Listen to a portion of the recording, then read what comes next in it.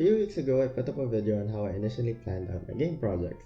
That video also served as an introduction to my latest ongoing work, a mobile survival game currently named putting together one part puzzle and one part choice menu to simulate managing resources in an endless apocalypse. And though I am far from done, I have so much to show in terms of progress. Whew.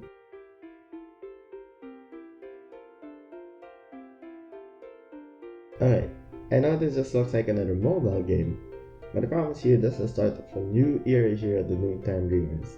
I've been wanting to implement a dynamic inventory system for some kind of adventure game in the future, and this is a great start. Game inventories have so much more potential than being just another list of items to scroll through, so I'm excited to use this again in the future.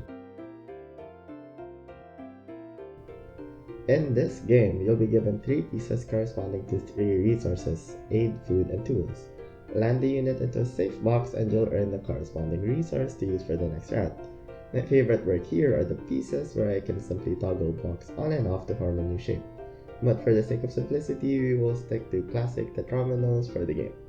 Then we have a grid of detectors that exists in coding just as much as it does in Godot's scene hierarchy. This lets us read which boxes are valid or invalid and reads what resources we earn from the pieces. May not look like much yet, but these 2 parts alone have so much more flexibility in them than you can see on first glance.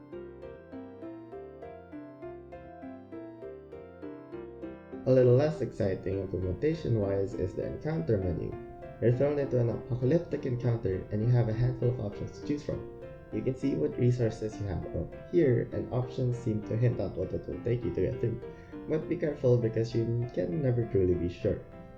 I've complained about it before and I will again now.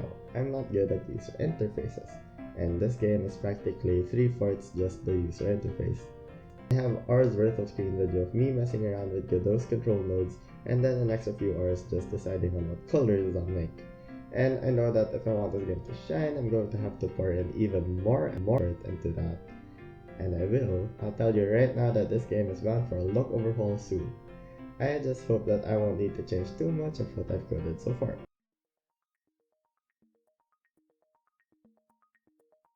But here's my biggest victory so far.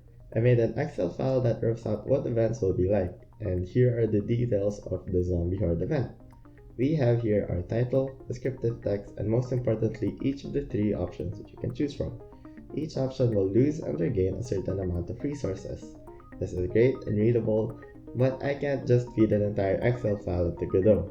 To do that, we're going to want to look into JSON files. Long story short, JSON is a standard text-based format for representing structured data based on JavaScript object syntax. Short story shorter, a JSON file will allow us to hardcode a dictionary of variables directly into Godot without having to interfere with actual game scripts. This is much better explained with an example. So here we have the zombie horde Excel sheet. Then I wrote a corresponding JSON file myself. Since Godot already comes with a JSON parser, we can simply drop this in and start building around it. And it works. Now the next step is to drop the full Excel file into a JSON converter, and it wasn't going to be that easy. So I had to take matters into my own hands, and for once in my life, I would like to thank my school classes for this.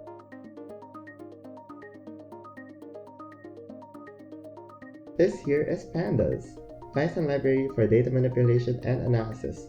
And for today, we will be focusing on the data manipulation, particularly data from a very specific Excel file. There you are. With Pandas imported, I can target specific cells and plop them into a JSON file line by line. Then through the power of for loops, we can repeat this process for as many events as we want, producing a valid JSON file. There's still some things to add and adjust, but this mini project has made the time cost of adding new events practically negligible.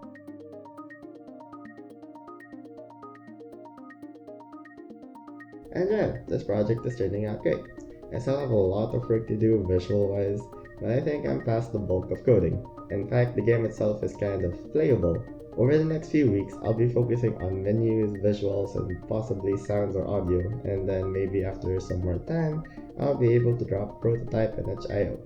But that's it for now. Thank you so much for watching. I am the Noontime Dreamer, and don't you ever stop dreaming.